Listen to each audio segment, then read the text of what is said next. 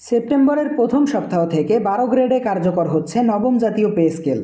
দর্শক, বিস্তারিত আলোচনায় যাওয়ার পূর্বে আপনারা যারা এখন পর্যন্ত আমাদের এই পরিবারে নতুন সদস্য আছেন, দয়া করে চ্যানেলটি সাবস্ক্রাইব করে পাশে থাকা বেল আইকনটি অল করে দিন।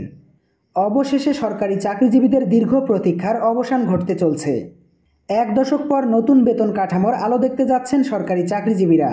সূত্র অনুযায়ী এবারের বেতন কাঠামোতে আগের অষ্টম পে স্কেল সম্পূর্ণ বিলুপ্ত করা হয়েছে এবং 20টি গ্রেডের জায়গায় নতুনভাবে 12টি গ্রেড নির্ধারণ করা হয়েছে।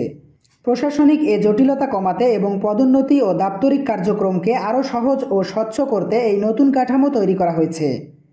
নতুন এই কাঠামো তৈরির পেছনে যিনি মূল ভূমিকা রেখেছেন তিনি হলেন সাবেক অর্থ সচিব জাকির আহমেদ খান। তার নেতৃত্বেই গঠিত বিশেষ কমিটি এই গ্যাজেট প্রণয়ন করেছে। সংশ্লিষ্ট দপ্তরগুলোর সমন্বয় গঠিত দীর্ঘদিন কাজ করার পর এই খসড়া তৈরি করা হয়েছে। নতুন পে স্কেলের আওতায় প্রায় 14 লক্ষ সরকারি কর্মচারী সরাসরি উপকৃত হবেন।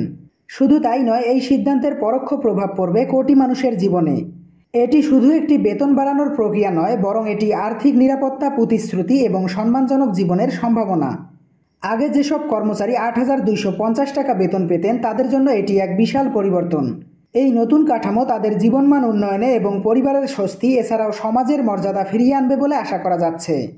কেবল মূল বেতন কাঠামো নয়, এর সঙ্গে সংযুক্ত হতে পারে আরও কিছু অতিরিক্ত সুবিধা। মহার্ঘ ভাতা বাড়ানোর বিষয়ে ইতিমধ্যে আলোচনা হয়েছে। পাশাপাশি চিকিৎসা ভাতা ও অন্যান্য অফিসিয়াল সুযোগ সুবিধা সংস্কারে আনা হতে পারে বলে ইঙ্গিত মিলছে অর্থ মন্ত্রণালয় ও প্রশাসন মন্ত্রণালয়ের একাধিক সূত্র থেকে। দর্শক, ভিডিওটি চলাকালীন সময় বরাবরই ছোট্ট একটি রিকোয়েস্ট করতেছি, যারা এখন পর্যন্ত আমাদের চ্যানেলটি সাবস্ক্রাইব করেননি, দয়া করে সাবস্ক্রাইব করে পাশে থাকা বেল আইকনটি অল করে দিন। এই কাঠামো বাস্তবায়নের জন্য আলাদা করে কোনো বাজেট প্রয়োজন হবে না বলে জানিয়েছেন সংশ্লিষ্ট মহল। অর্থ মন্ত্রণালয় থেকে জানা গেছে, চলতি অর্থ বছরের বাজেটে নতুন স্কেল বাস্তবায়নের জন্য প্রয়োজনীয় অর্থ বরাদ্দ রাখা হয়েছে। এর ফলে এই সিদ্ধান্ত বাস্তবায়নে আর্থিক দিক থেকে কোনো প্রকার সমস্যা হবে না। নতুন বেতন কাঠামো 2025 সালের অক্টোবর মাসের মধ্যে কার্যকর করা হবে বলে সরকারের পক্ষ থেকে জানানো হয়েছে। অর্থাৎ এই সিদ্ধান্ত বাস্তবায়ন হবে বর্তমান সরকারের মেয়াদ শেষ হওয়ার আগেই। প্রশাসনিক স্তরে এমন এক আলোচনা শুরু হয়েছে যে নতুন গ্রেড কাঠামো প্রশাসনের গতিশীলতা বাড়াবে।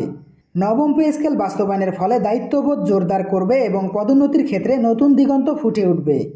নাম অপ্রকাশিত একজন ঊর্ধ্বতন কর্মকর্তা জানান, গ্যাজেট প্রকাশের পর কাজটি এখানেই শেষ নয়, বাস্তবায়নেই সবচেয়ে গুরুত্বপূর্ণ ধাপ। কারণ এটি নির্বাচনের আগে কার্যকর না হলে পরবর্তী সরকার এটিকে পিছিয়ে দিতে পারে বলে বাস্তবায়ন প্রক্রিয়া বিলম্ব হতে পারে।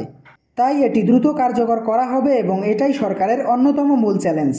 দর্শক, আজকের ভিডিওটি এই পর্যন্তই। আশা করি ভিডিওটি থেকে অনেক গুরুত্বপূর্ণ তথ্য জানতে পেরেছেন। সরকারি চাকরিজীবীদের নবম পে স্কেল এবং মহার্ঘ ভাতা সংক্রান্ত যে কোনো ধরনের আপডেট সবার আগে জানতে আমাদের চ্যানেলটি সাবস্ক্রাইব করে পাশে থাকা বেল আইকনটি অল করে দিন।